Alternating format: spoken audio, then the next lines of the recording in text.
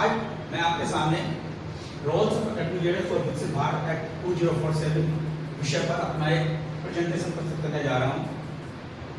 जैसा कि आप सब जानते हैं कि भारत सरकार ने एक निर्णय लिया है 2047 जब भारत 100 साल की आज़ादी प्राप्त कर लेगा, उस 2047 तक भारत को विकसित देश में बदलना है, डेवलप नेशन बनाना है, जिसमें जो एजुकेशन इंस्टीट्यूशंस हैं और वहाँ जो एकेडमिक लीडर काम कर रहे हैं उनकी महत्वपूर्ण भूमिका होने जा रही है, क्योंकि किसी भी देश का विकास उसके विद्यालयों, उसके कॉलेजेस, उसके महाविद्यालयों, विश्वविद्यालयों से होकर पूरा होता है, क्योंकि वहीं पर राष्ट्र निर्माता के रूप में एकेडमिक लीडर को जाना जाता है, टीचर्स को जाना जाता है, जो भविष्य के युवाओं को तैयार करता है, भविष्य की नींव रखता है।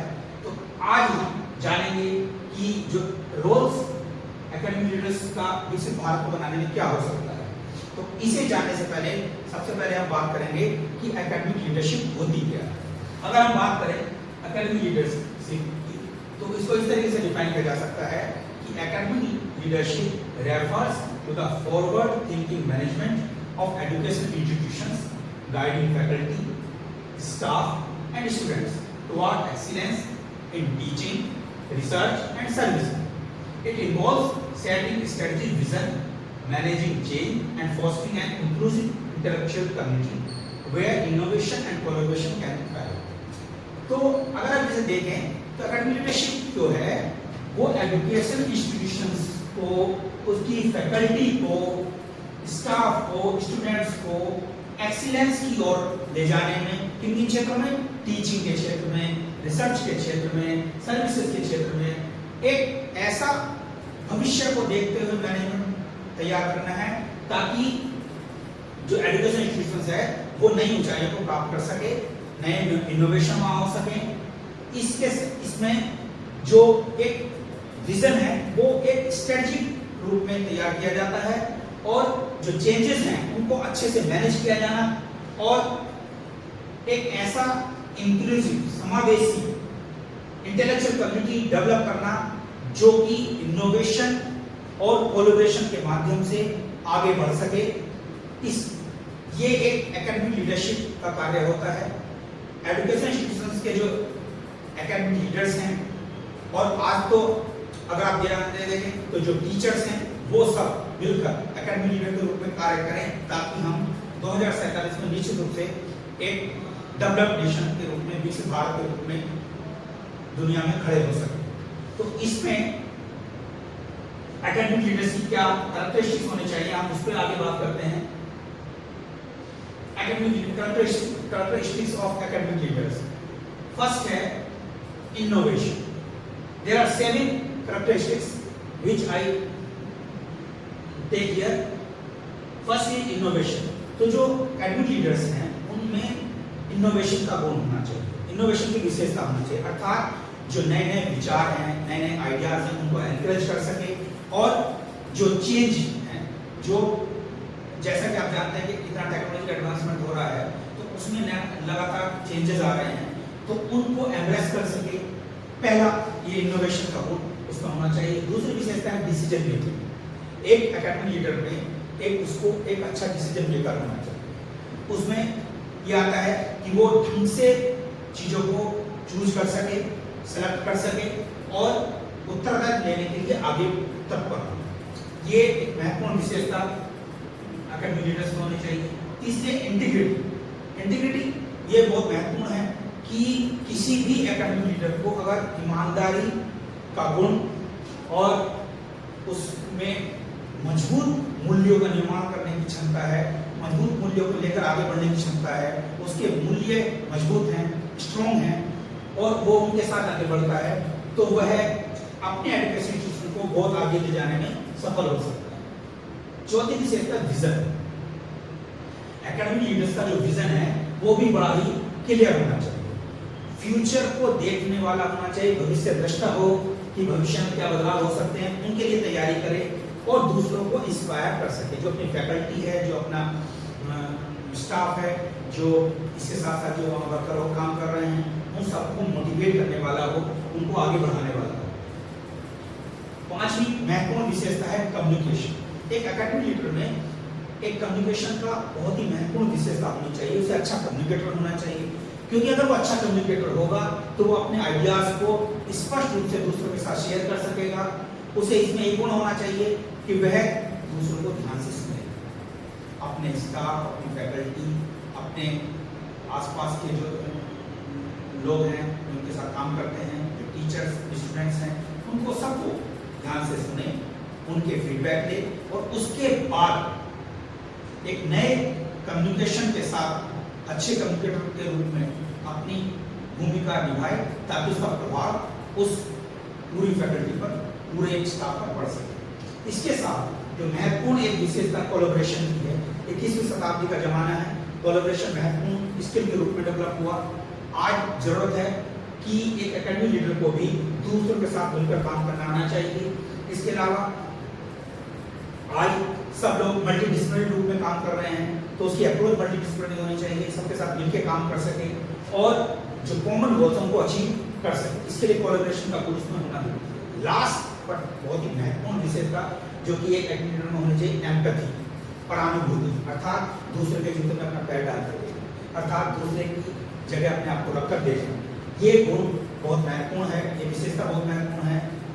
एक एकेडमिक लीडर को अपने साथ, अपने जो साथी कर्मचारी हैं, फैकल्टी है, सबको, स्टूडेंट्स को समझने वाला होना चाहिए, अच्छे से समझ सके और उनकी केयर कर सके। ये विशेषताएं एकेडमिक लीडर में होंगी तो निश्चित रूप से वह विकसित भारत बनाने में अपना योगदान, महत्वपूर्ण योगदान दे सके। आगे बढ़ते हैं कि एकेडमिक लीडर्स की क्या क्या रेस्पॉन्सिबिलिटीज होंगी भारत को विकसित बनाने में। पहला, एक एकेडमिक लीडर में यह रेस्पॉन्सिबिलिटीज की बनती है कि वह अपने एजुकेशन इंस्टीट्यूशन, चाहे वो किसी भी रूप में काम कर रहा हो, हेड के रूप में काम कर रहा है, बीओएस के मेंबर के रूप में काम कर रहा है, प्रिंसिपल के रूप में काम कर रहा है, एज ए टीचर काम कर रहा है, यूनिवर्सिटी में काम कर रहा है, विश्वविद्यालय के किसी भी पद पर काम कर रहा है, तो उसको एकेडमिक लीडर को यहाँ महत्वपूर्ण है करिकुलम डिजाइन। सबसे पहले जो रेस्पॉन्सिबिलिटी है उसको करिकुलम को डिजाइन करना है। तो चूंकि आज आप देख रहे हैं कि तकनीकी परिवर्तन के कारण लगातार ज्ञान की बढ़ोतरी होती जा रही है, तो इसलिए हर स्टूडेंट्स को जरूरत है जो भविष्य में भारत को विकसित बनाने में अपना योगदान देंगे, उनके लिए जरूरी है कि उनका करिकुलम जो है वो हर 2-3 साल 4 साल के बाद परिवर्तन किया जाए। तो इसकी जिम्मेदारी एकेडमिक लीडर की है, वो उत्तरदायित्व ले और इनोवेशन को अपने ज्यादा से ज्यादा इनोवेशन पर बल दे। इसके अलावा दूसरी रेस्पॉन्सिबिलिटी फैकल्टी रिक्रूटमेंट, उसके डेवलपमेंट और मेंटरशिप। जो एकेडमिक लीडर्स हैं उनकी ये सबसे महत्वपूर्ण ये भी जिम्मेदारी बनती है कि वो फैकल्टी को रिक्रूट करते हैं। अच्छी अगर फैकल्टी रिक्रूट होगी तो स्टूडेंट्स को फायदा मिलेगा। फैकल्टी अगर अपनी शिद्दत के साथ काम करेगी, पूरी मेहनत के साथ काम करेगी, पूरी 100% अपना देगी, तो उससे एजुकेशन इंस्टीट्यूशन डेवलप होगा और यह भारत को विकसित बनाने में बहुत महत्वपूर्ण भूमिका निभाएगा। इसके अलावा उस फैकल्टी का डेवलपमेंट और उसकी मेंटरशिप भी एक रेस्पॉन्सिबिलिटी एकेडमिक लीडर की होती है। इसके अलावा quality assurance and upholding high academic standards, ये भी महत्वपूर्ण उसकी रेस्पॉन्सिबिलिटी है कि वह क्वालिटी को गुणवत्ता को बनाए, गुणवत्ता कोष्ठ अपने यहाँ सेल बनाए और जो हाई एकेडमिक स्टैंडर्ड्स हैं उनको अचीव करने के लिए प्रयास करें। इसके अलावा उसकी जिम्मेदारी फाइनेंशियल मैनेजमेंट और रिसोर्स एलोकेशन की होती है। वही एकेडमिक लीडर के ऊपर वो क्या करते हैं, मैनेजर के रूप में भी काम करता है, तो उसलिए उसे फाइनेंस को कैसे मैनेज करना है और जो रिसोर्सेज बनाने हैं उनको कैसे एलोकेट करना है, कैसे सब लोगों तक चीजें पहुंचानी है, ये उसकी जिम्मेदारी है। इसके अलावा promoting diversity, equity and inclusive initiatives, ये भी बहुत जरूरी है कि डाइवर्सिटी को प्रमोट करे, सबको समानता के समता के साथ देखे और जो समावेशी पहल है वो किए जाए उसके माध्यम से।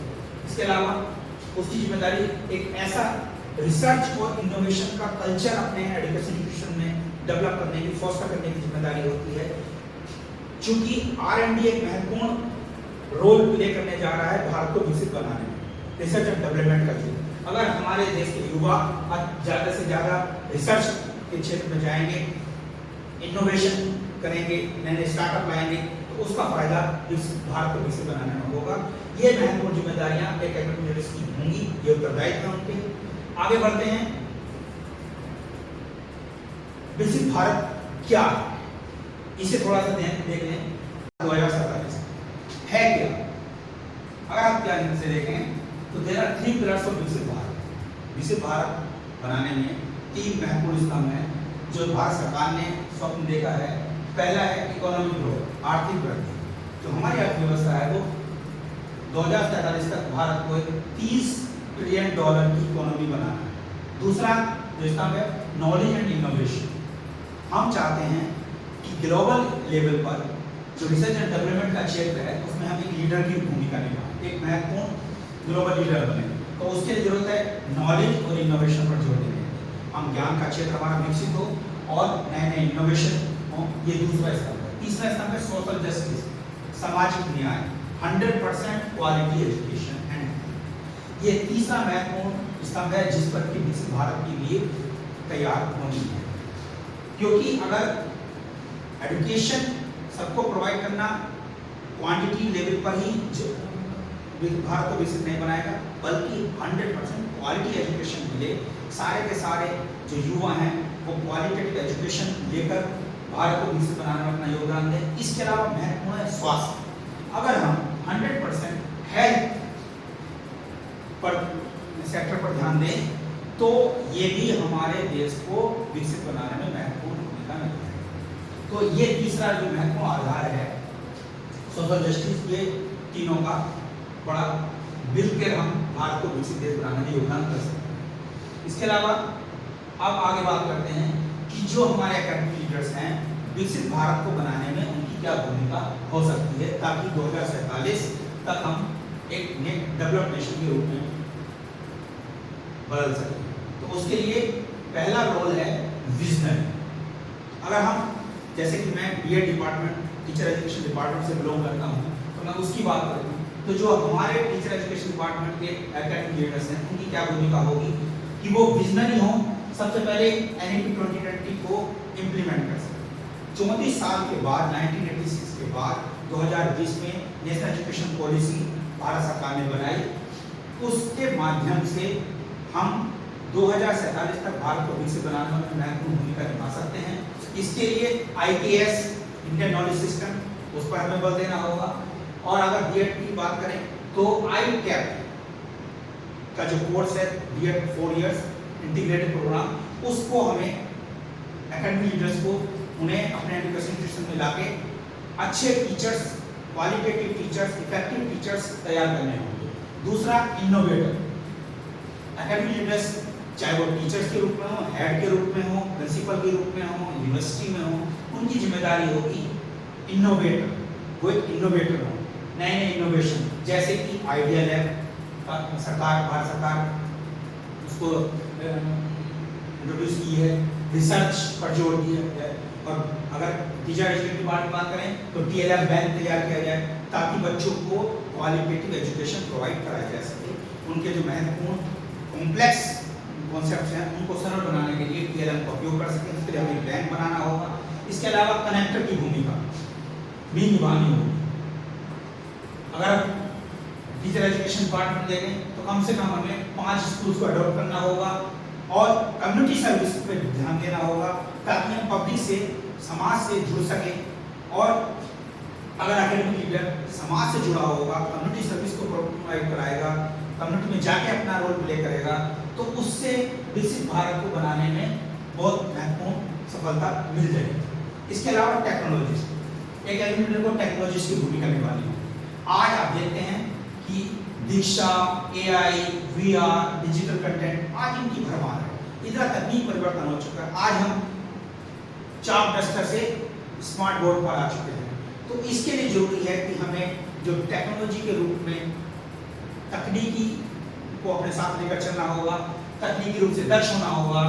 इसलिए टीचर्स को दीक्षा जैसे प्रोग्राम, आर्टिफिशियल इंटेलिजेंस का उपयोग कैसे महत्वपूर्ण उपयोग उनका किया जा सकता है और डिजिटल कंटेंट बनाने में अपनी महत्वपूर्ण भूमिका निभानी होगी। इसके अलावा एकेडमिक लीडर को फंड रेजर के रूप में काम करना होगा। उनकी भूमिका विकसित भारत में ये भी होगी कि वो फंड कैसे रेज करते हैं। इसके लिए सरकार बहुत सारी योजनाएं चला रही है जैसे PM Usha, RUSA, AI proposals हैं। इनके माध्यम से जो महाविद्यालय हैं, उनके एकेडमिक लीडर्स हैं, उनको इनके लिए प्रयास करना चाहिए और भारत सरकार से 1 करोड़, 2 करोड़ इससे भी ऊपर की मदद मिल रही है, तो उनको लेकर फंड को रेज करें और अपने एजुकेशन सिस्टम को आगे बढ़ाने में महत्वपूर्ण भूमिका निभाएं। इस प्रकार जो विकसित भारत का सपना है हमारा कि भारत के 100 साल की आज़ादी पर हम एक डेवलप्ड नेशन के रूप में दुनिया में खड़े हो सके, इसमें एकेडमिक्स की बहुत महत्वपूर्ण भूमिका होगी। Thank you.